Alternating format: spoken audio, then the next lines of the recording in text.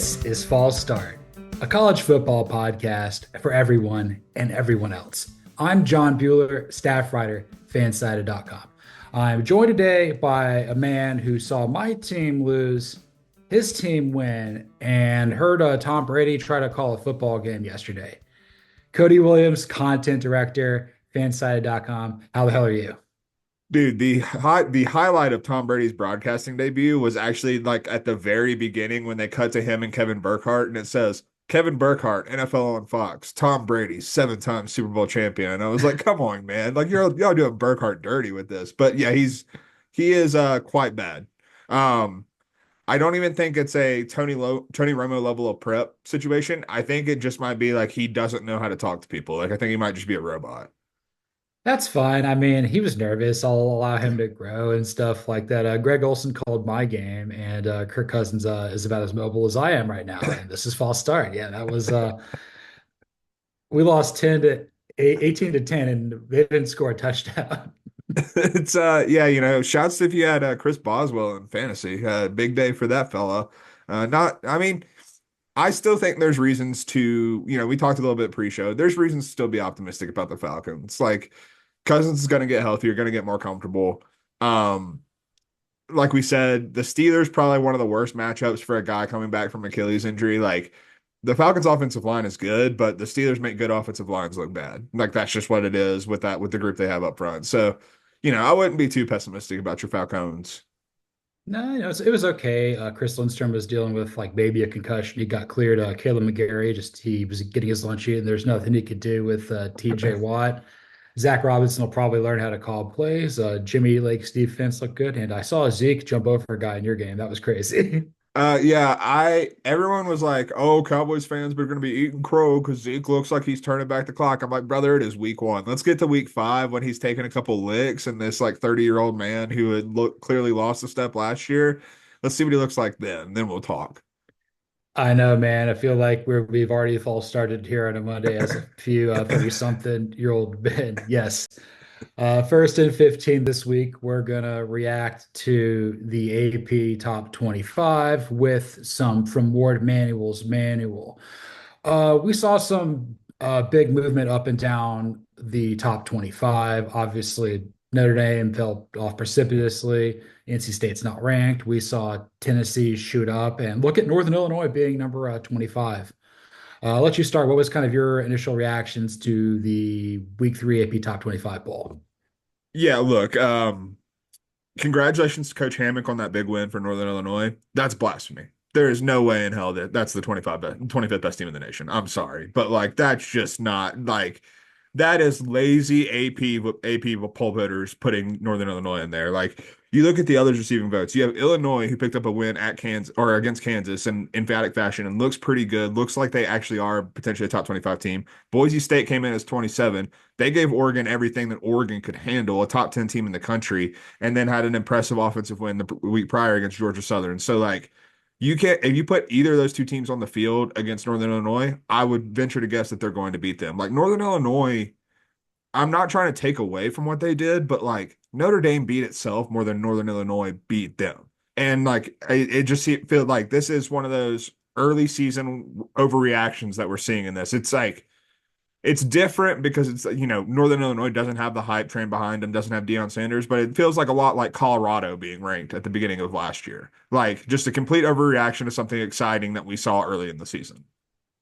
You're not coming to my birthday party in the Boneyard, That's right, brother. man. It's look, I'm not trying to be hateful, but it's just egregious. Monday's a good day to hate. This is false start. But yeah, that's pretty good. That was pretty good. But yeah, like Northern Illinois was like a group of like four or five teams in the MAC that we think, okay, maybe they can get to Detroit. They weren't like our picks. I think you had Bowling Green, who really Mhm. tested Penn State, and I had Miami, Ohio, who's been pretty consistently good. And maybe Northern Illinois could be the group of five champion, but they got to win out. It's got to be perfect, kind of like Liberty with CUSA. But like, yeah, I think Boise State pretty much they almost beat the better team in a game that like we thought could happen, whereas this was some fantasy thing. I think my big takeaway is six of the seven top teams are SEC teams. It's Yeah. yeah, it's So it's Georgia 1, Texas 2, Ohio State 3, 4 is Alabama, 5 Ole Miss, Hmm. 6 Mizzou, 7 Tennessee. Yes, sir. Yeah, wow, I'm doing that. And then eight's Penn State, 9 is Oregon, and then 10 I forgot. So The Miami Hurricanes. The Miami yes, Hurricanes are number it's 10. all there we go. But like obviously the top part of the SEC look pretty dominant. Like each of those teams either plays consistently, they've got a really good offense, they play great defense, they play complementary football. I feel like yeah, this league's gonna get the 1 seed and the 5 seed, and maybe 5 or 6 teams in the playoff right now. No, 100%. That should be the main takeaway. I'm just, getting on a high horse about Northern Illinois to start my Monday morning. But no, like that definitely should be the main takeaway. And all like there's no argument you have against with how these teams have looked. The only argument I would have is at this point, should Tennessee be number 4? Like the way they handled an NC State team that I still think is probably going to end up being pretty good. Like I just think Tennessee is that much better. But like you look at the ACC still, and like NC State's probably not going to win the conference, but I still think they could probably potentially get to the ACC championship game. Like that's not out of the realm of possibilities. So, but Tennessee manhandled them. Tennessee manhandled Chattanooga the week before. Like Tennessee's resume compared to what Mizzou, what Ole Miss, and what Alabama have done to this point, to me feels like it's a little bit more impressive. That you may have teased and set me up perfectly for something we're going to talk about a little later, but I'm kind of right there with you. I think the apprehension is again, Nico Iamaleava is still brand new to this. That was only his third start, whereas we saw Brady Cook start last year. We see Jackson start for 2 years. We've seen Yeah. Jalen Milrow for a year, Quinn Ewers for 3, Carson Beck for 2. So maybe it's some unfamiliarity there, but Tennessee's got a defense. Yeah, I'm not excited about Hmm. playing them later this season. Yeah. Georgia's got That's to gonna be play a out. fun game, dude. That's gonna be a really fun game. Yeah, God, Georgia's got to play Alabama, Ole Miss, Texas, and Tennessee. My God, that's brutal. Hey, the good news is Georgia's Georgia still. So like we don't have concerns about Georgia in those games. We just know that those games are gonna be tough. Like, man, like anything can happen in the SEC. We've seen it time and again. For sure. I kind of got like maybe two more takeaways from the top 25, just looking at it.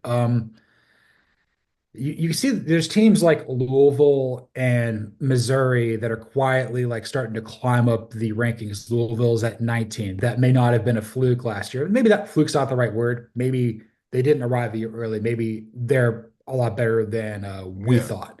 Mizzou maybe kind of been down play because the SEC is so good. Well, maybe Mizzou is just really good. So we're going to continue to see them climb. Like Louisville could be a top 15 team here pretty quickly. Mizzou could be a top 4 team here pretty quickly. It's keep an eye on those two teams. No, 100%. And the thing that stands out to me about Mizzou is you looked at their non-conference or an early conference schedule coming into the season, and it was like, oh wow, they really don't play anybody for basically a month.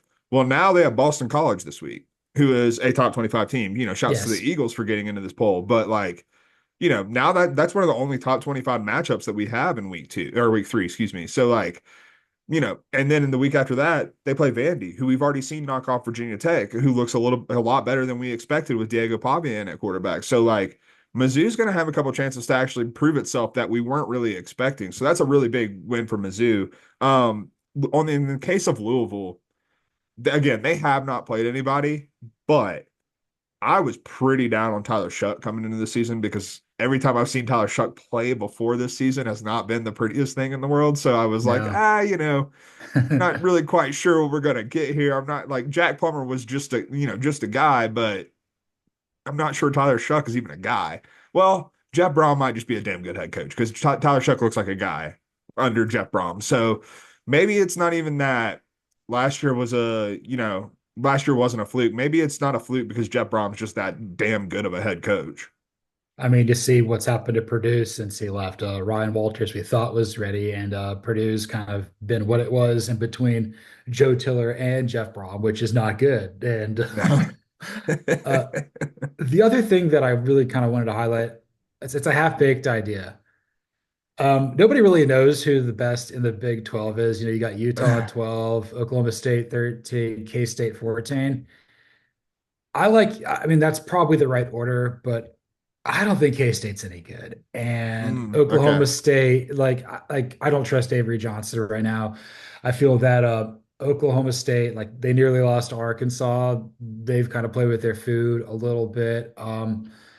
I just don't feel like right now that they're worthy of those rankings. They should be top 25 teams. And again, maybe having the ability to navigate the Big 12 will do that. But right now, I'm like, I thought they'd be a little bit more better. I feel like we want like one of those three teams we'd be talking about in the same light that we're talking about like Missouri and Tennessee, and we're just not. No, we're definitely not. I have some K-State thoughts that I will save for the next segment that we have. But I do have some K-State thoughts after doing a little bit of diving in this weekend. But yeah, you're right. It seems that the AP voters kind of feel the same way about the Big 12 that we did kind of coming into the season. Like, throw the ping pong balls in the air, and whichever one comes down, that's who's going to be the conference champion, because we don't know at this point. Like we saw like we talked about it on Saturday night, the fragility of Utah if Cam Rising were to be seriously hurt. Doesn't seem like that's the case right now, but like it's a guy who has been hurt plenty in his career, so like that's something to worry about. Oklahoma State, they can fiddle fart around and lose to anyone. Like that's just the Mike Gundy way. The way Mike Gundy coaches football, Gators chasing rabbits and S happens. So like, and then K-State, yeah, they've been scared twice by teams they shouldn't be scared by. So like there are concerns about each of these teams so far. I have one or two more things I wanted to shout out. They're both quick. One, shouts to Nebraska. Happy to see them ranked. I thought they deserved it. They handled business against a Colorado team the way that you're supposed to handle business if you're a good team. And we talked about that on Saturday night. So just wanted to shout out the Huskers for being rewarded for that. And then the other thing, I understand the Northern Illinois loss was bad. There is no world where I'm having Notre Dame behind Michigan. I think Notre Dame's a better team than Michigan. And the fact that they dropped Notre Dame down behind Michigan, I don't care if the loss was worse. Notre Dame still has a better win than Michigan. Notre Dame still looks better to me, passes the eye test. As limited as Riley Leonard may be in comparison to what we thought coming into the season, he is still like Michigan would die to have Riley Leonard playing quarterback for them right now. I have some Notre Dame thoughts later. And all I know is when it comes to those two teams, playoffs, you kidding me? Yeah. I don't think we're going to have either of them probably in the top 12 right now. But we're going to do this like every Monday, kind of put together our top 12, probably first four out to see where we're feeling. So we'll do our five AQs, so one through four, and then 12, and then figure out five through 11. I don't remember exactly what I had off the top of my head last week, but I've got numbers and stuff down. So let's have you start. Who are your top four and your group of five winner? So one, shocking no one is Georgia. Oh my Um, God, really? I know it's crazy. But yeah, haven't seen anything from Georgia that would make me move them from the spot. And no one has been impressive enough to remove Georgia from that spot. Like Texas, great win over Michigan, but Georgia did the same thing to Clemson. So like, level playing field, and I had Georgia ranked higher going into the season. Two, Ohio State. I think that they're kind of separating themselves early in the Big Ten right now, but we'll see what happens. Still a long season ahead. Three, Miami, again, separating themselves in the ACC. Four, I still have Kansas State.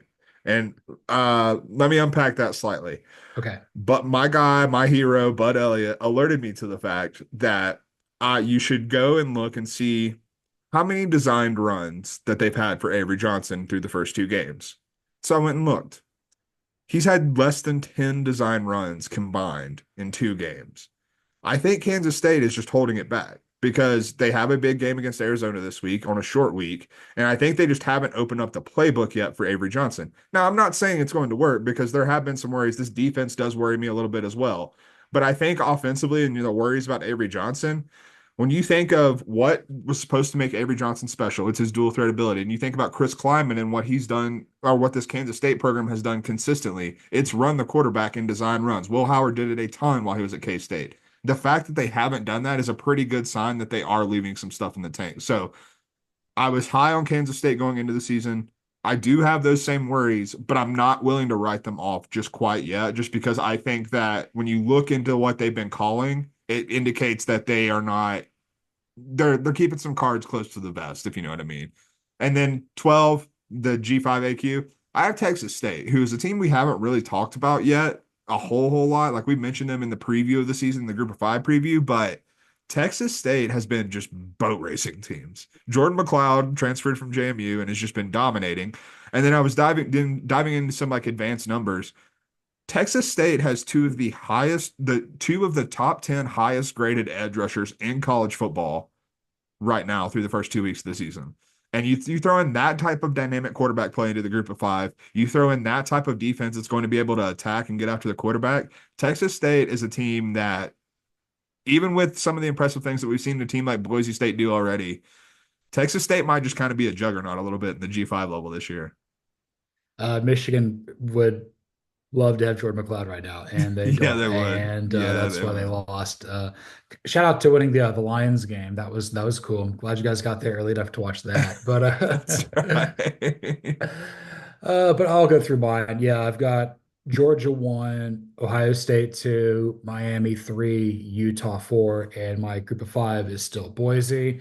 I feel with Georgia right now, they're one of the few teams that's just consistently dominant in all three phases. Texas is starting to get there defensively, but like I think Georgia's got a little bit more on defense than Texas does right now. But it's like these are the two best teams in college football. Mhm.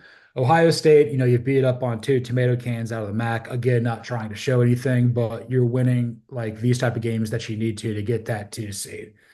I almost put Miami 3, but I feel like that would be recency bias because Florida might be hellacious ass. They probably are. And FAMU's FAMU. So, and again, also Mario's that coach too. And I trust him less than Ryan Day. Yes. And I put Utah for over like, K-State, Iowa State, Arizona, like that kind of group of five Big 12 teams. Yeah, that's a phrase. I just feel when Cam Rising's out there with the Utes offense, they can just mush people, and they did that versus Baylor, who just sucks. And Mhm. but then like when Cam Rising gets hurt, they look like Indiana under Tom Allen. They can't move the ball. So I Yeah. still don't really know what I'm feeling with the Big 12 right now, but like until proven otherwise, I'm gonna go with Utah unless somebody else like really emerges. And then Boise State, I still feel like I almost put Northern Illinois there. I went back. I'm like, at the end of the day, Boise would beat the brakes off of Northern Illinois. They almost beat Oregon, and we'll talk about them here in a little bit too. So that's kind of where I'm at. Let's go 5, 5, 6, 6. Let's just go back and forth. Who you got at 5? Five Texas, and I don't think I'm assuming you have Texas as well at five. Yeah, I don't really need to unpack that very much. I think we feel the same way. They kicked Michigan's ass, and we told you they were going to do that. Yeah, I mean, if we didn't have like the top four automatic qualifier spots, this would team would be two or three. So like that tells you what you need to know about Texas. Perfect. Who do you have at 6? Six, I have Ole Miss, Ooh, and I'm getting higher and higher on the Revs as we go because I understand they have not played anybody like Derek Mason and his pile of poo in Murfreesboro just got absolutely just destroyed. But like I all I'm seeing right now is the preconceived notions I had coming into the season. And that's a dangerous place to be as a college football analyst because like you're looking at it and you're like, okay, everything I thought about this team looks like it's coming to fruition. Granted, it's been against nobodies, but like if I'm seeing what I thought I was going to see, why would I not keep believing in them, you know? yeah, I have them 7. At Okay. 6, I have Tennessee. I think the Okay. win over North Carolina State was impressive. Was really impressed with what I saw defensively out of Tennessee. This is what they look like at the end of Phil Farmer before it hit the fan. This is the Tennessee that like I kind of grew up watching and despising, even though I didn't listen to Georgia. I just found Tennessee to be really annoying, but they still probably are. I'm willing to allow Nico to kind of grow and Mhm. evolve. Maybe the lane of it all is kind of holding me back there, but this is really close. So that's 6 and 7 for me. Yeah, and our six and seven are flip flop because I have Tennessee at seven. Same exact reasons. Like I think that the most impressive thing about Tennessee is if you were to just look at Nico's box score from the NC State win, you probably wouldn't even be that impressed. You'd probably be like, oh, that like especially if you saw it without seeing the final score, you'd probably think, oh, Tennessee might have won because they ran the ball well, but like, this isn't a dominant effort, and it was a dominant effort, 51 to 10. Like this defense has the ability that they didn't have in the Hendon Hooker year to make up when the quarterback's not perfect, which you need with a first year starter. Totally agree. I'm curious to know who you've got at 8. Yeah, this is where things started getting tough, man. Yeah.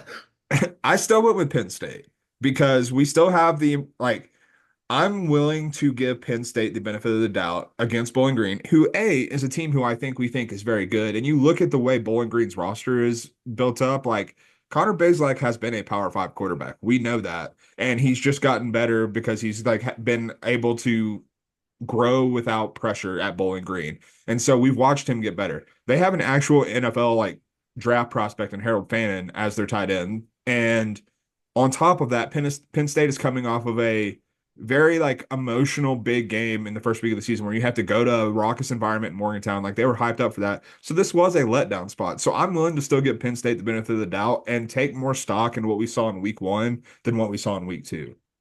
I have Penn State coming up a little later. I will dock them just a little bit because, again, we're talking like so many coordinator changes. Andy Koldnicki seems to be good. People were a little bit more like wanting to fire Tom Allen at halftime a little bit there. But I would say, like, yeah, I don't have a problem with that. I have Penn State firmly as a playoff team. I have another Big Ten team at number 8. I have the USC Trojans at 8. Okay. Okay. So you're getting high on Lincoln, baby. Against my better judgment, I can't stand him, but I think Miller Moss is really good. And yes, you beat up like Utah State in a game that I was asleep for because it happened at 11 o'clock. And I'm tired and I've been up since 7. But I guess we were still up recording at that point. But regardless, it's I kind of feel that like for as long as the defense remains committed to and trust Deion Tomlin, this team's going to win about 10 games. If you win 10 games in the Big Ten, you're going to make the playoff. You're probably going to be somewhere in the 8 to 11 seed in doing so. No, 100%. And that I mean that transitions perfectly because I have USC at 9. So like I'm right there with you. Like I understand it's a Utah State team that's not like a world beater by any stretch of the imagination or anything like that, but that is the type of game where USC ends up like I think the final score ended up being 48 nothing if I'm remembering correctly. Last Yeah, year, that's a game that ends 48-21, forty-eight precisely. 24, Yes. something like that. And the fact that the defense is out there and able to make a statement like that, they still might not be an elite unit, but they are much, much improved. And, we've talked about it. For all of the faults of Lincoln Riley, the man knows how to put points on the board. And like he has a quarterback and a skill position group that is going to be able to do that. At least the starting offensive line is much more capable than they were a year ago. So yeah, I mean like USC has shown us no reason to not believe in them more so than we should, like more so than we would have in previous years. Totally agree. I'm glad you have them in the top 12. I think you've had them pretty much the whole time. So I'll give you credit there. My number 9 team, this may come back to bite me in the ass. I've got the Missouri Tigers at 9. Okay. I feel like 6. I feel again, it's the consistency thing. I think Eli is a really good coach. We'll see how long he's going to be there. You've got a tremendous playmaker there outside the numbers and Luther Bird in the third. You can trust Brady Cook, maybe not against the upper echelon of the SEC, but you're going to win those games that you should. I trust Mizzou to not slip up. I mean, if they lose to Boston College, that's fine. Boston College looks pretty good too, to be honest with you. Mhm. But right now, Mizzou is they're getting better with each and every season. They're playing with confidence. They're recruiting at a high level. I'm really glad Georgia doesn't play them this year because they almost beat Georgia 2 years ago, and that team's getting a lot better very quickly. No, they are. I do not have Mizzou in my top 12. They're my first team out. Okay. And it's nothing against Mizzou. It's just I need to see a little bit more. But the team that I have at 10, I also need to see more from. So it was really a coin flip. I have Alabama at 10. And like I think when you're looking at the fifth SEC team getting into this playoff, it right now it should be a coin flip between Alabama and Mizzou. And it's just kind of whatever you have a little more trust in. And maybe this is a little bit of like pre Kalen DeBoer Saban bias with Alabama, where I just trust them a little bit more. Like we both like Drink as a coach. We both think this Missouri roster is very good, and that like the way he's built this program is impressive. But like I've just seen Alabama do it more often, more frequently, more consistently. And I understand a lot has changed with Alabama, but I'm at least willing, as of like, I mean, we're going into week 3. Like I've got a lot of room to change my mind still, but like as of right now, I'm willing to give Alabama at least some benefit of the doubt in that capacity. I think that's fair. I think they've got a lot of talent. We've already mentioned my 10 and 11, so I'll rattle those off really quickly. I've got Penn State at 10. I've got Alabama at 11. Okay. I feel like again we saw both of those teams get pushed around by G5 teams who were pretty high on them. I think there's limitations offensively and at USF with Alex Galesh and the Bulls and Tampa, but they play Alabama really tough. They got to play them again in 26. Maybe they'll get him, probably not, but probably the same sort of thing we saw last year and this year. Uh, I think with the Jalen Milroe of it all, like when it's in the fourth quarter, I trust him to make plays, and that'll be Mm. able to get them a win or two. Probably get them to that 10 win range as opposed to that 9 win range. So yeah, that's my top 12. Who's 11 for you? I left Oregon in. Okay. And do I feel good about it? No, I don't. But it was okay. Do I get Oregon in here or do I feel good about having six SEC teams? That's the question that you face when you're getting down to this 11th spot right now. And I didn't feel good about either, if I'm being honest with you, because like the SEC, I feel like is just going to beat itself beat itself up just enough to not get six teams in. So like I did, if I'm trying to like actually project what the playoff bracket is going to look like, that's kind of where I came down on it. I'm like the fact that you don't have Oregon in your playoff absolutely makes sense with what we've seen from Oregon. Like this is a team that farted around with Idaho, and this is a team that was very close to getting clipped by Boise State. Like had to kick a game-winning field goal as time expired, which was not a sure thing considering that their kicker missed an extra point earlier in the game. So like Yeah.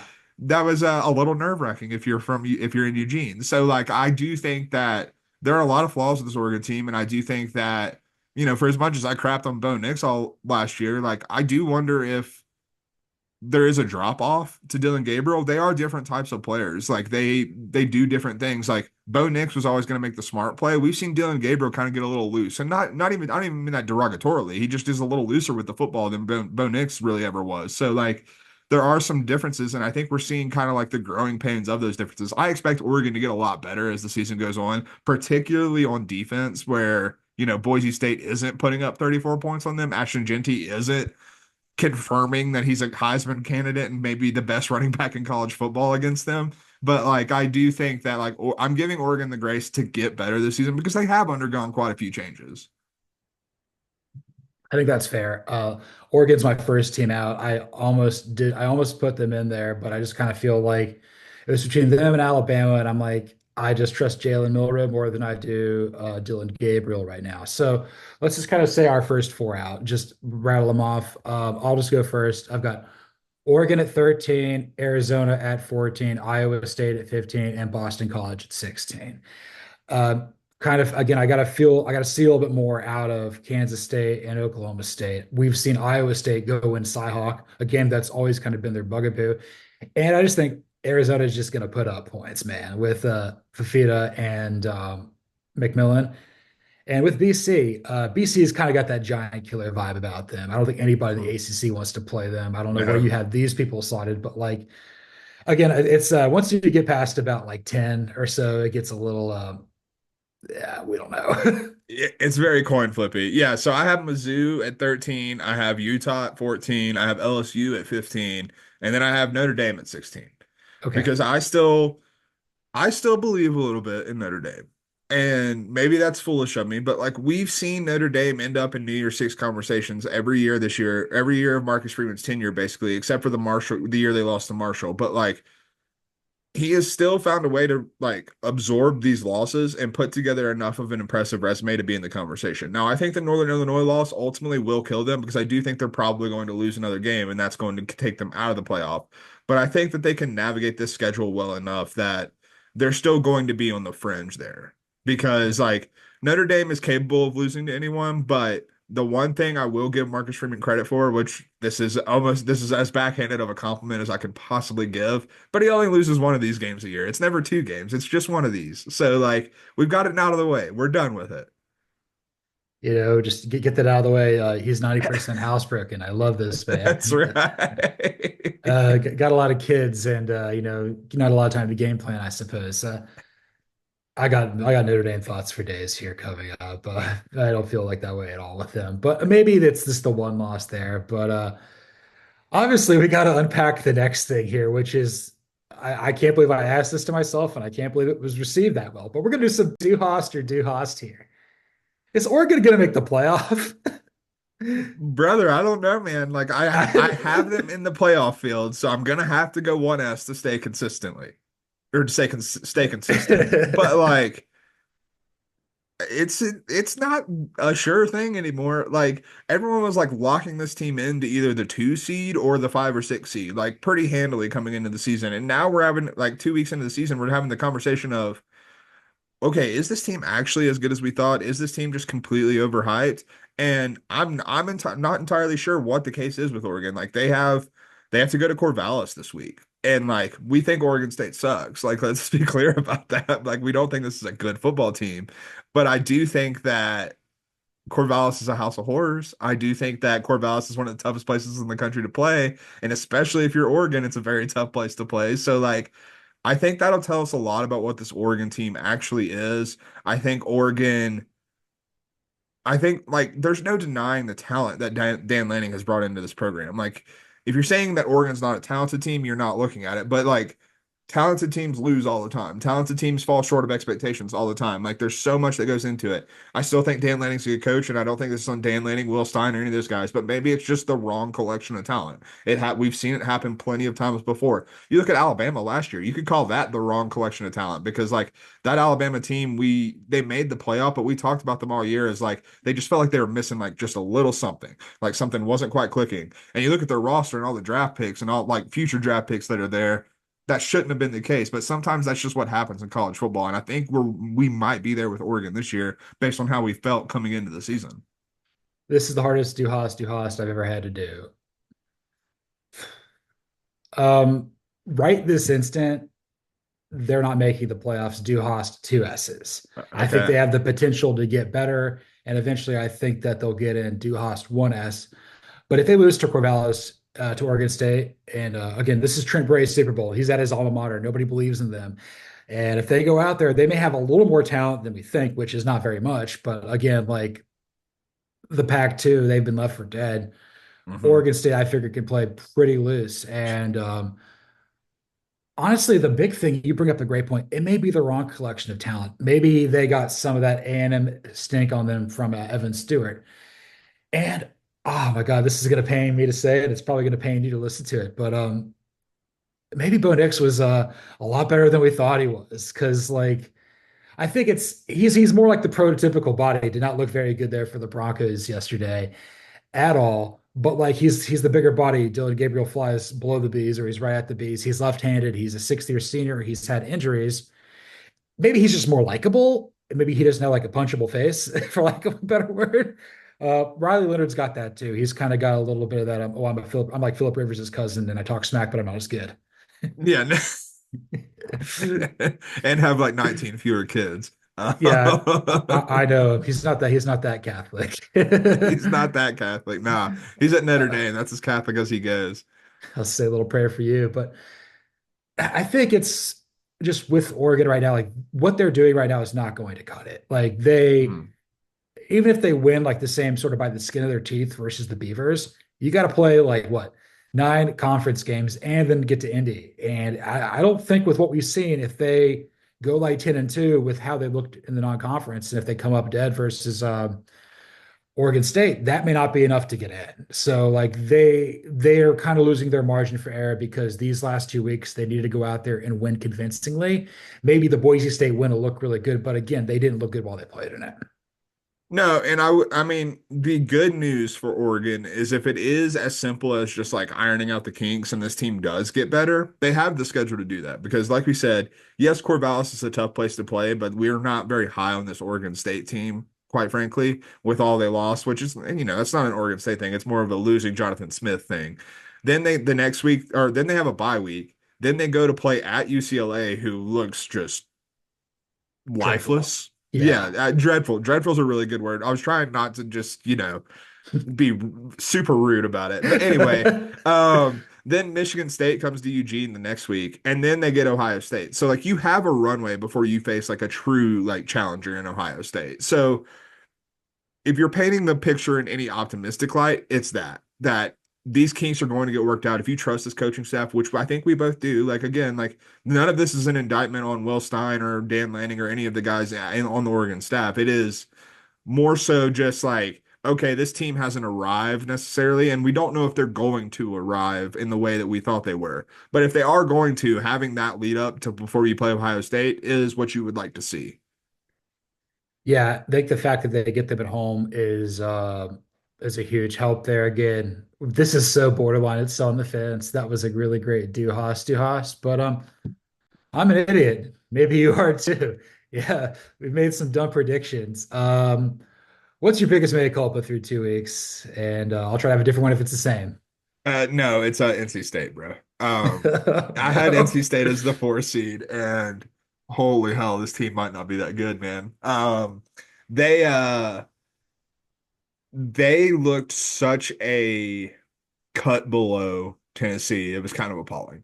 Like their offensive line, which granted we talked glowingly about Tennessee's defensive line, and I think Tennessee's defensive line is going to do this to a lot of teams, but the NC State offensive line didn't look like it belonged on the field. And that was also an NC State offensive line that did not have the easiest time with Western Carolina either. No. Grayson McCall looks like he might just be sub Jag without Jamie Chadwell as his head coach, quite frankly. Yeah, I have a lot of concerns about the Cincy State team. The one thing that is giving me at least slight hope that I'm not going to look completely foolish that they can still finish like 8-4 or something like that is the ACC still kind of sucks. So that's going to work in their favor. Like they still might be a decent ACC team, but when you compare them to the rest of the country, which is what I was doing coming into the season, they're not on that level. They're not a top 25 team in the country. Yeah, I'm sorry. That was death in a bowl of mayonnaise, man. It was not great. I saw this and again, I think Dave Doran's still a really good coach, and I don't think this Hmm. really falls on him. You have I saw the telecast. Four of your five starting offensive linemen were graduate students. You had a Hmm. bunch of starts. Like, here's this lineman. He started 43 games, and then James Pierce Jr. just Deacon Jones head slapped him in the head. Oh my God, Grayson McCall, Hmm. he just a group of five, dude. It was like you made a mistake going up here. Like you look slightly better than Devin Leary, maybe. Even if Yeah, I that, mean, it was. Oh my God, he was not ready for this at all. And granted, Tennessee might be really good, but I felt like the three-time Sun Belt Player of the Year, a guy who's going to get in the College Football Hall of Fame for his stellar career at Coastal Carolina, just wow. yeah, he honestly, you know who he reminds me of is Brennan Armstrong at NC State, which Brennan Yeah. Armstrong at NC State was not the same Brennan Armstrong we saw at Virginia. A very different player. He looked like a shell of himself when he came to NC State. And that's kind of what McCall looks like. He just does not look like the player. And the other thing, I do think that Chadwell had a big hand in his ascension to in the college football world, but I also think we've seen Grayson McCall have some injuries pile up over the past couple of years, and I do wonder if that's part of the equation as well, that he's just not the same. Like he was never a super athlete, but he may not even be like a passable athlete at the power four level now at this point. That's a good point. It's the same stuff that's robbed KJ Jefferson and apparently now Jalen Daniels of their primes as well. Hmm. They're just not as Dylan Gabriel can overcome this, but again, it's a new team and everything. I think there's a big concern with the OC. I think Robert and I might be over his head, dude. Yeah. What's a bigger fall from grace from an OC perspective, him or Garrett Riley? My goodness gracious. I still think we got to go Garrett Riley just because his star, he wasn't just getting OC looks, he was getting head coach looks. Robert and I wasn't necessarily at that point. He was like, oh, here's someone who's up and coming. Garrett Riley was like, oh, look at that last name. Look, I mean, he's the second coming. He helped take TCU to the national championship game. And it's like, okay, now, Clemson offensive coordinator, he's obviously the head coach in waiting. You look at any list of potential head coaches, and he was on it. Somehow still is in some places, which I don't quite get, but that's neither here nor there. But yeah, it's got to be Garrett Riley, but don't let that overshadow the fact that Robert and I might might have been selling some fool's gold out here. Pushing some snake oil, man. Garrett Riley comes in there. Oh my God, he brought a binder to the interview. Oh my gosh. Nothing gets me going quite like a binder. And I don't know what Mike Denbrock with him. My biggest mea culpa is Notre Dame. I had them going 12-0, getting the number 5 seed, and winning multiple playoff games. That loss to Northern Illinois makes them at best a 10-2 team, even if they go 11-1. Mike Denbrock, what are you doing? Run the ball with Riley Leonard because he can't really throw. And he's just become so unlikable there on the sidelines. I hate his body language. It's not moping and pouting, it's just taking no accountability whatsoever.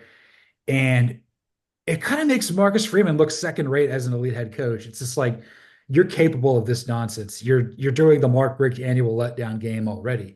And again, like he's like what, 38 maybe? He's Hmm. not, he's still in his 30s. And it's also like Mike Denbrock, you're a three-time OC. You've been this is your second stint at Notre Dame. You've been at Cincinnati. You were at LSU. You saw Jay Daniels win the effing Heisman Trophy. Yep. Oh my goodness. But I think it's the quarterback play because again, maybe they don't have the receivers. Hmm. You should have the offensive lineman, and you should always be able to run the football. Whether that be Kyron Williams or Audric Estime or gosh, what was the guy Joshua something back in the day? Was it Josh Williams? I No, possibly, or like, no, yeah, Adams, Josh Joshua Adams. Adams. Yes, you've always had guys like that since Brian Kelly has been there. I just, I'm so disappointed in Notre Dame. It was because like I thought they were going to be really good. I didn't think Michigan was going to be good at all, and now we're basically arguing with like very mad people in Chicago about who's better, and neither of them are really that good. No, and I mean, I was right there with you on Notre Dame, so I could take that one as well. I won't let you take the entire bit of heat for that because I'm definitely there with you on that one. I'll flip the script on this a little bit. Another mea culpa, but that's ending up positively. Few people were probably harder on Kyle McCord last year than I was. Like I probably potted on a little bit. Shouts to what he's doing at Syracuse, man, because like he has excited this program. And I think one thing that was brought up, or one thing I saw as they upset Georgia Tech this week, was how comfortable Kyle McCord looks, not just on the field, but off the field. I don't know if you saw the clip of him hyping up his teammates where he goes, "These effers are sorry. They're effing sorry."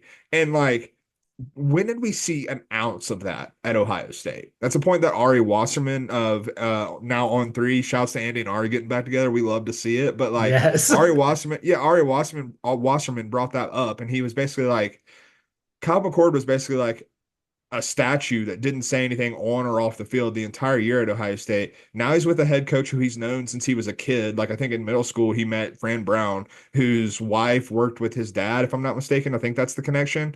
But like they've known each other for a super long time, and you can just see how comfortable the kid is. And it's taken like the results on the field are backing that up. Like Georgia Tech is a good team. Georgia Tech is one of the toughest outs in the ACC because, like we've said, they know exactly who they are. In Syracuse, welcome to the Carrier Dome. I don't care what it's called now; it's the Carrier Dome. And they welcomed to the Carrier Dome and said, let me Kyle McCord, who we dogged all last season, throw for almost 400 yards and 4 touchdowns against you, and taste that." Yes. Fran Brown just absolutely cooked Brent Key. Brent Key is way too Hmm. chippy. And Fran Brown's like, you think I can't handle toughness? I'm from Camden, effing New Jersey. I came out of like the most frightening place on earth, man. And I served under Kirby and Muschamp. You think I'm You're soft? right. And then also, I think the fact that Kyle McCord's best friend Marvin Harrison Jr., who he went to high school with, they're playing at Marvin Harrison Sr.'s alma mater of Hmm. SU. If we would have renamed JMA Wireless or the Carrier Dome, it should have been called some Jim Boeheim Stockholm syndrome at Paul Pasqualoni Field. We're gonna sit in the Donovan McNabb suite and watch it. It's gonna be great. Oh, dude, yeah, some Troy Nunes magic. That's right. I try to think of like a good like mea culpa positive. I feel bad for the Ole Miss out of the playoff picture to start. They were right on the borderline. I guess I may have liked Garrett Nussmeier more than Jackson Dart, but it's pretty clear that Lane Kiffin's got everything he needs to do right now to make the playoff. And if he wins and they make the playoff, I don't see him ever leaving Oxford. He's got it made because they have the Yeah. resources. It's all going in the same direction. So I'm really happy to see Ole Miss play well, but hopefully you lose to Georgia. But other than that, you can win the rest of your games, except when you play Georgia. That's right, but yeah, no, and I'm looking really forward to that Georgia game because I think it's going to be fun. And like we talked about it all offseason, the story for Lane Kiffin this year is what do the big games look like? We know that you're gonna like you're checking the box of what we want to see a great team do against bad competition. Now, what do you do against the great competition? Because that's kind of been the bugaboo for Lane over his career, particularly at Ole Miss, is what happens in the big games. And so yeah, I'm excited for the Georgia game. I'm excited for the LSU game. I'm excited to see what this Ole Miss team becomes. I was slightly higher on them than you coming into the season, but like I think we both had the same questions at the end of the day. Yeah, I had them going 10-2 with losses to Georgia and LSU, and that 10-2 broke the wrong direction. But if Lane's changed and he's playing, becoming like obviously you don't really become a man until your father passes away, and Monty Kiffin is no longer with us. He loved his dad and everything like that, and feels like they're really a refined sense of focus there for the Rebels. They look so good, They and do. speaking of not looking so good, it's getting hot in here for these head coaches. I toasted some buns completely on fumes. I don't know if they're right, but I toasted five people's buns after week two, and it's changed a lot. So I guess I'll rattle off these five, and if you've got anybody else you kind of want to put on blast, let's just do that before we celebrate Buhler birthday week some more. That's right. Okay, so number five, I had Kirk Ferentz at Iowa again. They lost to Cyhawk. This may be kind of more of like a retirement sort of thing. I feel that like Beth Getz, she fired his son, she could fire him, and now Iowa's like, I don't see how you make the playoff with losing a critical game that you've owned that rivalry. It was at home, and you only scored 19 points. Cade McNamara only threw for 99 yards, and Cade McNamara is pretty good in my estimation. I wish Michigan probably wishes he still had him, but like at some point, it's like I was never going to change as long as Kirk's in charge. No, I think that's completely fair. And like the one thing that really stood out to me, like I'm probably lower on Cade McNamara than you are. Like I think Cade McNamara is fine. I think Cade McNamara is never going to be more than fine, and he can play worse than fine. So like that's Yeah, not like the super best place to be in. But I think when looking back at the Cyhawk game, the thing that really stood out in that second half is like, or the second half in relation to the first half was in the first half, they ran the ball down Iowa State's throat. They just ran all over them, and like the throws were easy for Cade McNamara. Then they like just kind of sat on the ball. Like the run game, they didn't adjust it, and Iowa State adjusted their defense and was able to stop it. And so then it was like, okay, Cade McNamara, let's convert like six third and eights in a row. And Cade McNamara is not the quarterback you want doing that. And that feels like Kirk Ferentz football to a T. And it's the reason they lost that game. And so like we talked about coming into the season, like the that Iowa was hurt more than almost anyone by losing divisions in the Big Ten. And like I think that's indicative of why, because Iowa can grind those types of games out in the old Big Ten West. You're not going to be able to do that anymore, man. Like college football has changed way too much for that to be the case, particularly in the Big Ten. I will say though they're trying to keep it very Big Ten West as long as possible, not just with their style of play, but I think they have like four trophy games, including Cyhawks. So like they're protecting all these rivalries. It's kind of insane doing that for like the realignment preview. Number four, I actually had Marcus Freeman there at Hmm. four, and I feel people in Indiana and across the country and everyone who's Catholic who roots for this team is really pissed right now. Um, he's not going to get fired, but it's kind of the same sort of thing where like if Ryan Day were to like lose a game, somebody of that like there's a head coach of that caliber, like if Lincoln Riley or anybody else like that, and right now, I think Marcus Freeman occupies that space. You get it's at some point, it's like, this is your program. This isn't Brian Kelly's program. Just because I know it sucks you lost Jared Parker. He seemed you got a pretty good rapport there, but a good opportunity there at a really good group of five school. Troy opened up late and he had to go. But you bring Denbrock back in. I mean, there might have been some overlap there at Cincinnati on Fickle staff a little bit, but at the same time, I'm like, this is your program. It's the same thing that's happening with Sharon Moore in Michigan. Like, this is your team now, bud. It doesn't matter who your boss was. He's gone. He's doing other things. This is your team, and you need to go out there and prove it. And he will. But right now, man, I'm so mad at Notre Dame. You would have thought I bet on them, but I didn't. No, I think it's absolutely fair to have Marcus Freeman on this list because like it's a situation now where like losing these games is the trend. Like he's done it every year at this point. And so it's just like there's obviously some sort of block going on within this program where you're not getting this team ready to play these games. You're not I don't even think it's necessarily the talent because like I think we've seen Notre Dame's roster improve year over year under Marcus Freeman. Like recruiting's never been the problem. It's just Right. like on the field, you're not producing the results that you need to. And I think the other thing that stands out to me is like you look at these what they've done the past 2 years at quarterback, and it's bringing in these veteran transfers. And what they need to do, and when they've been the most successful at Notre Dame, is when you develop your own guys. And like they have a high-end quarterback recruit in Deuce Knight coming, but Deuce Knight also just took 2 straight visits in 2 weeks to Auburn, who Hugh Freeze obviously pretty desperate for a quarterback. If you saw what Peyton Thorne did against Cal this week, Not great. not great, Bob. So yeah, like now, like the guy who ostensibly, like if Deuce Knight goes to Notre Dame, I might like if he actually stays committed, I'll probably feel a lot better about Marcus Freeman moving forward because I think that's the right way you build at Notre Dame. But like, it's very clear with Riley Leonard and Sam Hartman before him that you're trying to bring in square pegs to round holes because neither of them have looked like natural fits at Notre Dame. We thought Riley Leonard might, but so far, not so much. This offense has not looked at anything special at all. So like, yeah, I think that that's absolutely the right time to put Marcus Freeman on there because the fan base is pissed because it's not like, oh, oh, well, they've lost a bad game before, they've slipped up before and recovered pretty nicely. Now it's like, okay, why are we slipping up every single freaking year? I know it's like you want to again. Ian Book was so massively underrated. It's Tyler Buckner. We thought they thought we could be that. Maybe Drew Pine. They weren't. That's okay. It happens. But like you got to if you keep going back to the portal and you keep coming up like paying premium for a discount product, this is what happens. Hmm. And speaking of a discounted product and the fan base who hates it, if it's still out of fan base, they're mostly NFL fans. The Colorado Buffaloes. Deion Sanders is cooked.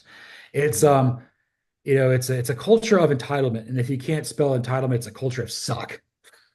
No, I mean it's tough, man, because we when we talked about Deion Sanders at Jackson State before he took the Colorado job, the enticing part of why we thought P5 at the time, P5 programs should be looking at him is because, okay, he got Travis Hunter to go to Jackson State. So imagine what he could do with the resources at basically any power four now, power five then school.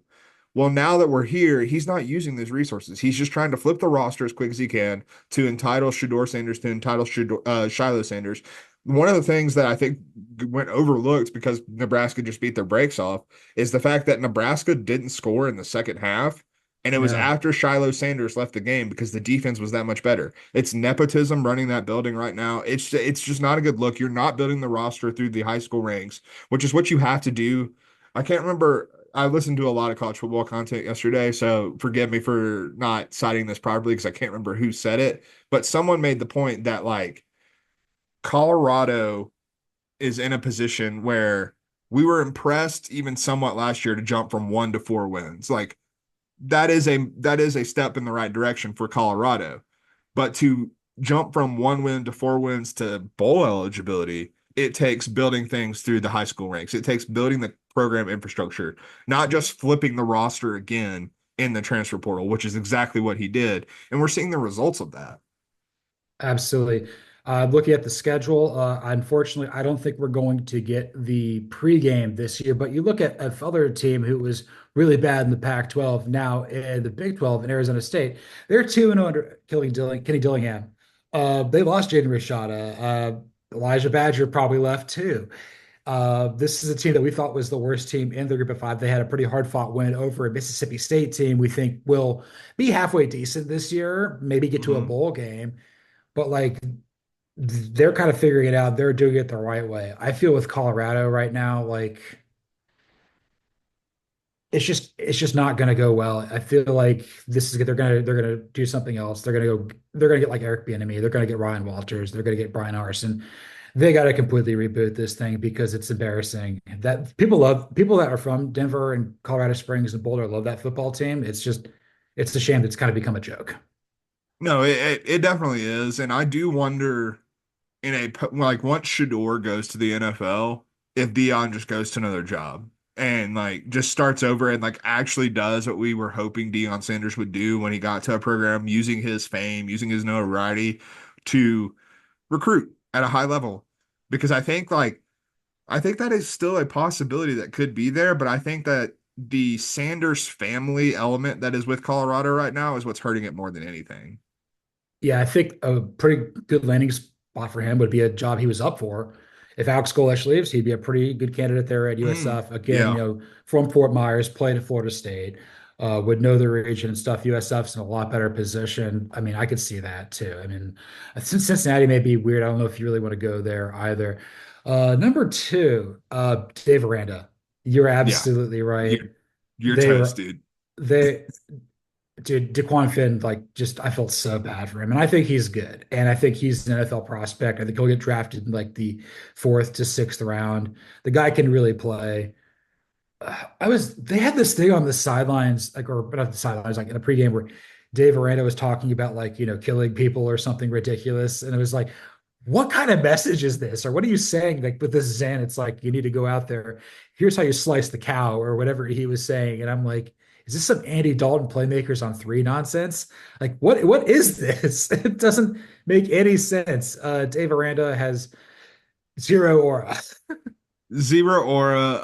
At this point, I think even zero zen. Like he's so cooked, man. Like this, Daquan Finn was like his saving grace. And when we talk about number one, we'll actually talk about someone who might be a saving grace. But yeah, nothing can save Dave Aranda at this point, in my opinion. Honestly, like if I were writing this, I would have honestly.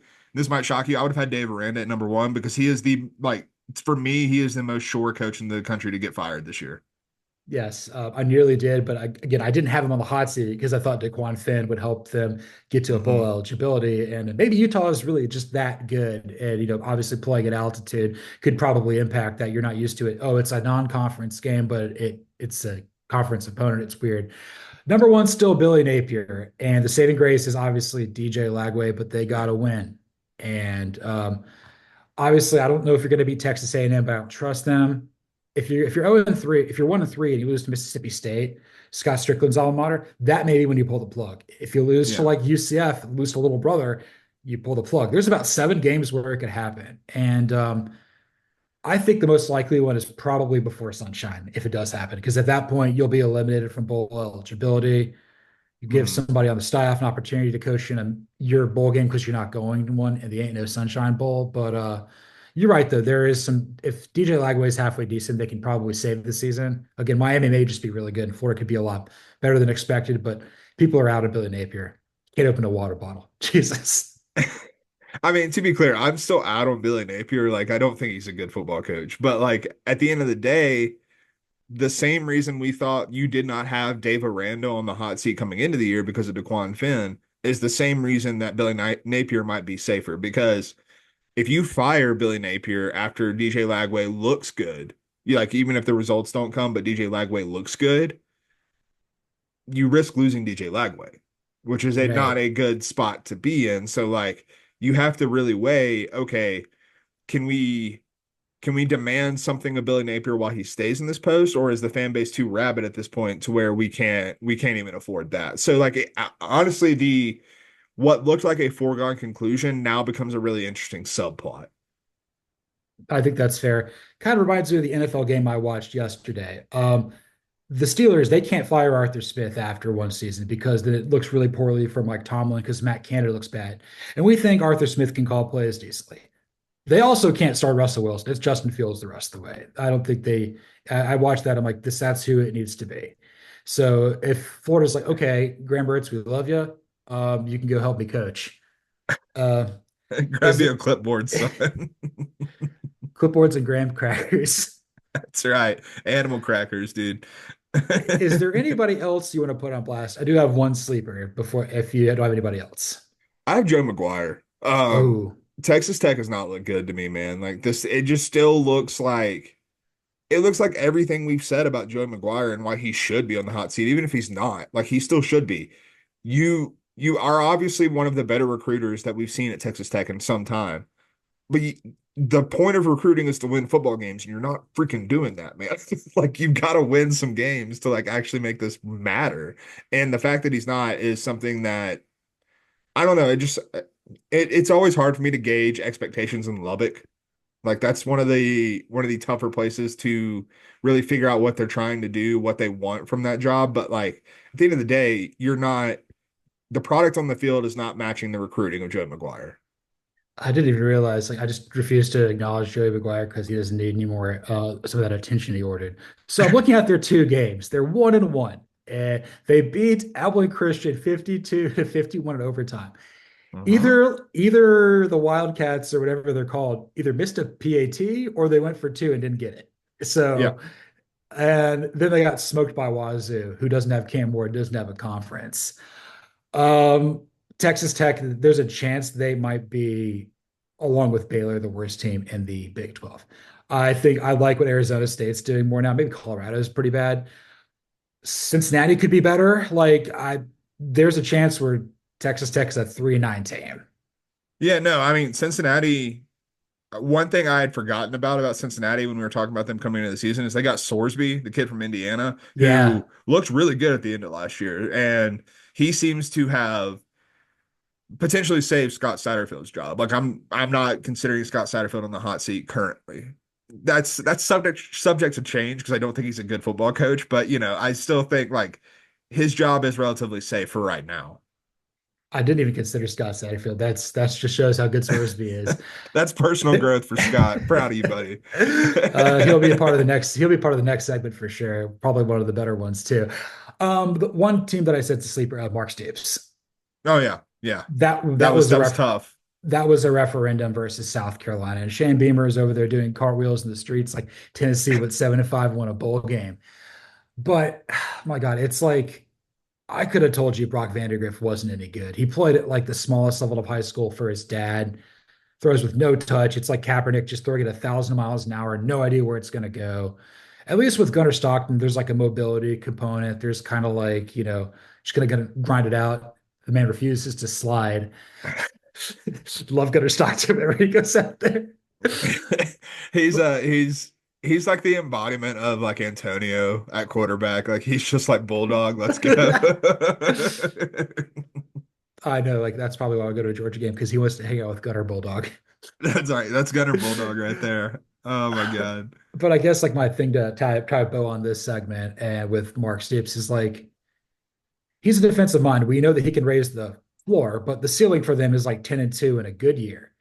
And I know it sucks. You lost Liam Cohen to the Buccaneers job. That just happens. But you got Bush Hamdan, a guy that we thought very highly of. We got him to leave his alma mater of Boise State to come here. And maybe Vandegrift just went to the portal too quickly with all of that. But it's like, it should be better. I mean, Gavin Wimsatt is going to be starting versus the Dogs at the night game versus UGA. Again, Lexington, I do not like playing night games, so that place is spooky as hell. I can after what I saw from Kentucky, brother, like I think you might be all right because man, I heard I believe it actually might have been Andy Staples like singing South Carolina's praises after that game. Like, look, let's be real here. That was a South Carolina's not that good. I think LSU might beat the like blow the doors off of them this week, quite frankly. And like Kentucky looked helpless, hopeless, hapless, any of those H words that you want to go for. Hypeless, Hype, hopless. Like oh, for sure, couldn't hypeless. No jump. one gave a damn. But like, it was it was like you said, it was more a referendum on Mark Stoops in Kentucky than it was like a coronation of South Carolina. Like this isn't a special South Carolina team by any stretch. Oh my God, yeah. Just they're gonna Brian Kelly is gonna bite Shane Beamer off his high horse. Gonna tear into that thigh like a beignet, brother. That's right, baby. And it's Bueller birthday week. Yes, my birthday is technically Happy on birthday, Wednesday. Bueller. We're so Yes, happy. me too. Yeah, I can technically be president in 2 days. It's gonna be insane. That's right. I um, on Thursday's show I might post production just put a powdered wig on you for the intro and just like just go from there. you might as well throw some snakes and leeches on me in this bed too. Got to suck out the poison and the toxins. Drink a lot of Buzma. But anyway, we're going to finish up today's show with graphic design is my passion with some 32 for 35. Yes, I made 32 graphics and Cody's barely looked at any of these. Hmm. And we're just going to see what happens. This is going to look so unbelievably cool during post-production. So I got to go through here and go to your email real quick that I sent you. Perfect. Yeah, I don't send a lot of emails. I get a lot of emails. I don't send them. But are you ready? Hey, for what's to come? Oh baby, am I ever? So, Yes. just a quick question today. Are we going through the entire bracket or are we just doing the first round? Because I was thinking we go first round and then maybe we circle back to it next week and finish up the tournament. First round, like you mentioned, like get to the final four or Let's just go full first round since we do have 16 matchups to go through. okay, perfectly. We'll keep this on here. So the 16 matchups, yeah, we'll do this. Keep it going for Thursday or next week. It doesn't matter. It's a whole week long celebration. It's like Yeah. Zaxby's. You get like a We'll finish it birthday. up on Thursday. What are we talking about? We'll do it Thursday. Yeah. Graphic design is going to be your passion on Thursday too. Yes. So we've got the four brackets: the Bueller bracket, the Cody bracket, the NC State podcast bracket, and the Arizona State podcast bracket. The winner of the Bueller bracket plays the winner of the Arizona State podcast bracket. The Cody bracket plays NC State, and then we play for the championship in the tournament. The Tournament. tournament. Shouts to Rick Pitino. We love you. All right. We love you so much, man. We love your back tat too. That thing is uh oh my God. Okay, so let's start with the Bueller bracket, the 1 versus 8. We got Rhett Lashley shrimp cocktail versus Mike Norvell gymnastics. Oh my God. The Rhett Lashley shrimp cocktail is killing me. Uh, we're going with Rhett Lashley. That's just phenomenal. One of my favorite things I've ever seen. Mike Norvell gymnastics. I think it might have gotten underseeded and gotten a really tough matchup in the first round here because it's quite good. Just because you think you're perfect doesn't mean you really are. Shouts to him, but yeah, we got to go Rhett Lashley on this one. Yeah, the horseradish is St. Elmo's fire. That's just, It's so good. oh my goodness. Going on to the 2-7 for the Bueller bracket, we got Teeny Bopper Avery Johnson versus Coach Paul Giamatti. Okay, so he's some kind of lover, that teeny bopper Avery Johnson. Oh my God. Coach Paul Giamatti, run the Peloponnese. Peloponnese. This is another tough one, man. This is your passion's really coming through, but I'm gonna go with Avery Johnson because we love a teeny bopper around here. Yes, the colors were a little better. That's a little more black and lime green, whereas Peloponnesian just looks like slate. But that's fair. Slay. Uh, moving on to the 3-6, Fran Brown versus Cam Black Smoke Rising. Fred Brown, this is how we do it. Oh my God.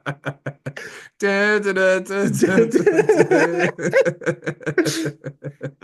da. Cam Black Smoke Rising with a rental car, you'll go far.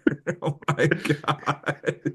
I'm going with the upset. Cam Black Oh, Smoke Rising. He is a program favorite. Never forget, first episode we talked about is he going to play in week 1 of the 2023 season.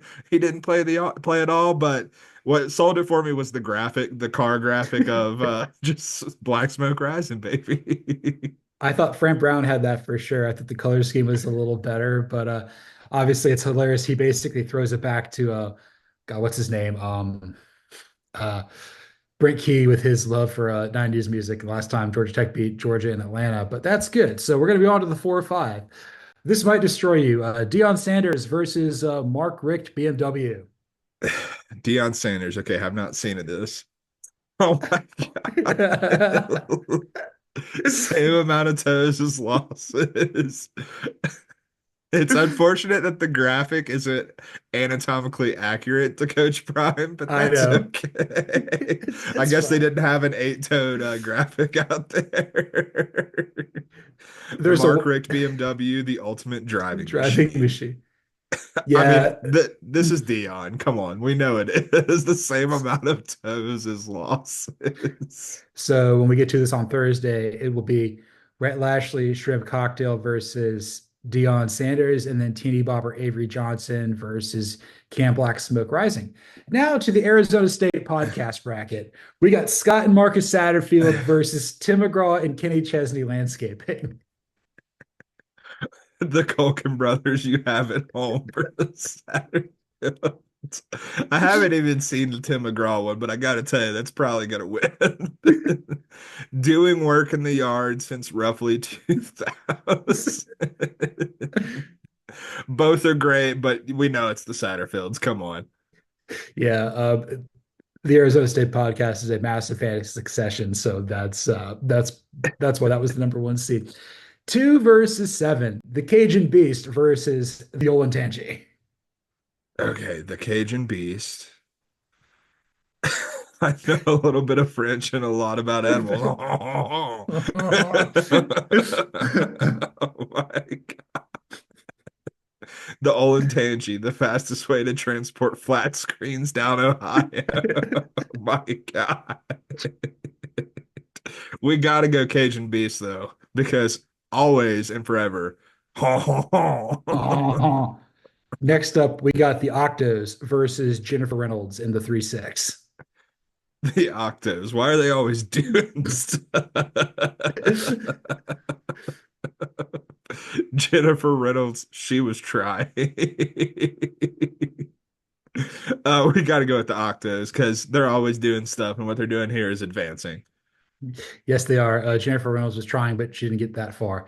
Next up for 4-5, we've got Dave Dorn, Floor & Decor versus Athens Motor Speedway. What? No, don't save anything. Just let me open it. Dave Dorn, Foreign Decor, with the power of Jesus, we can take you higher. Oh my God.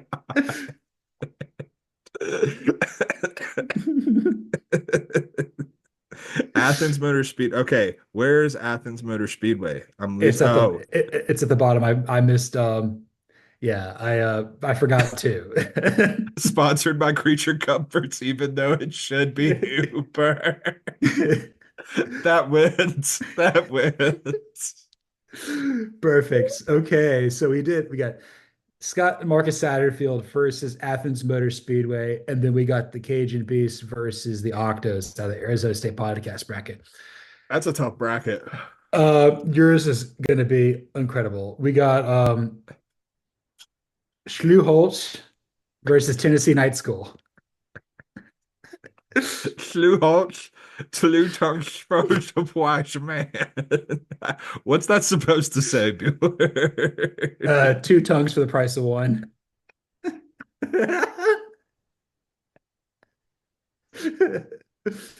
And then Tennessee Night School. The line's amazing. Tennessee Night School. How Paul Feinbaum became Dr. Herman Varnick. Shouts to Dr. Herman Varnick, but it's Schluhosch. Perfect. Next up, we got Peyton Manning versus Crispy Brent Venables. Peyton Manning, the adult version of Cat. And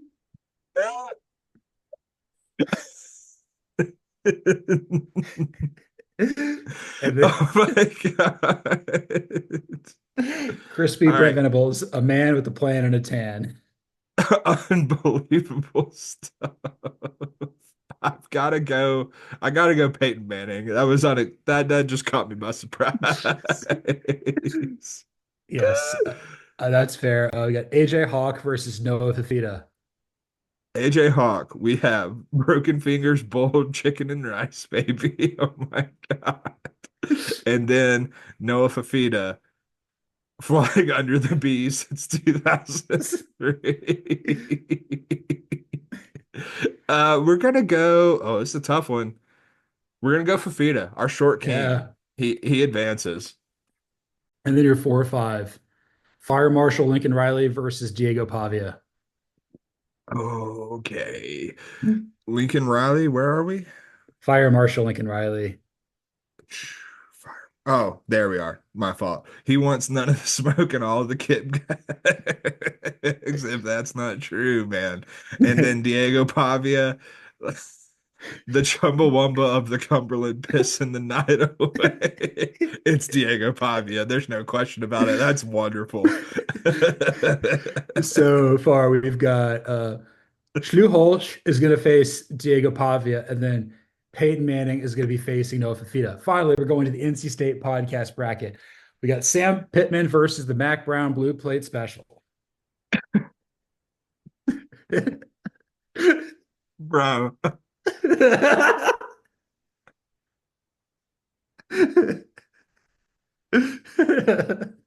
his might be the rack whole of thing. ribs are out of this world. Oh my God. Sam Pittman taking it. And then the Mag Brown Blue Paste special serving parties of four for those who like to have dinner at four. No disrespect to Mac Brown, but holy hell. Next Sam up, Pittman. we got yes, that destroyed you. We got Brian Kelly versus Alex Kalesh. Brian Kelly is towards the bottom. That's one of the ones I forgot. Okay. Here I am throwing in a hurricane. Oh God, one of our favorite college football games of all time. And then Alex Galesh, the Josh Heupel disciple. Shouts to Brian Kelly. We were pushing him through. Yes. Next up, we got Brent Pry versus Baby Gronk. Brent Pry. Oh, baby Gronk. I didn't realize we had a baby Gronk. I'm ready. Brent Pry, run to Lars before you fade to black. I got that. Baby I got Gronk. Baby Gronk put that kid's father in Guantanamo Bay. Oh my God. We, I love both of these, but we've got to go. We got to go Brent Pry. That's run to Lars before you fade to black, baby. I got Vautech colors on there too. I can't believe it came up correct for that. It was so cool. And then finally, we got Flame in the parking lot versus Billy Napier. It's symbolism. I get Yes. it. And then Billy Napier. Oh God, open up. Come on, computer. King Midas can't even open a water bottle. Billy Napier. Billy Napier. So we've got Sam Pittman is going to play Billy Napier, and then Brian Kelly is going to face Brent Pry in the Sweet 16 for this. And we'll do this next. Wrap up the show today. This was episode 107 of False Start. You can follow me, John Buhler, on Twitter at Buhler118. You can follow Cody Williams at the Sizzle20. You can follow the show at CFP False Start. Like, rate, listen, subscribe, review on Apple, Spotify, anywhere there's podcasts. We would love a 5-star review here or on my Atlanta Falcons show, the Blog and Dirty podcast. I can't believe I got to follow and cover that team. That sucks, but yeah, that's what it's like in September. This is the month Billy Joe Armstrong hates, and I just have a bunch of birthdays to go to. Wake me up when it ends, man. I walk a lonely road, the only one that I've ever known, and this is false start.